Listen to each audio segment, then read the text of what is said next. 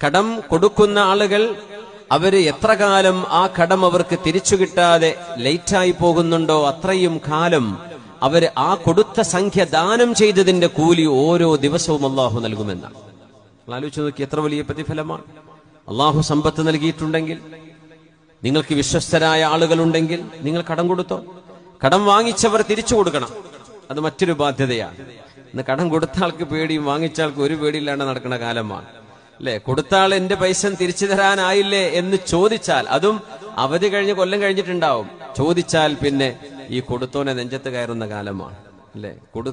ദാനം ചെയ്യുന്നവർക്കത് ചെയ്യാൻ പറ്റാത്ത വിധം നമ്മുടെ ചുറ്റുപാടുകൾ അധാർമികത കൊണ്ട് മൂടപ്പെട്ടിരിക്കുന്ന ഒരു കാലം.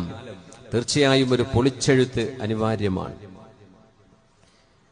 ഇസ്ലാം പറയുന്നു, നിങ്ങൾ പരസ്പരം സഹായിക്കേണ്ടവരാണ്, ചൂഷണം ചെയ്യേണ്ടവരല്ല.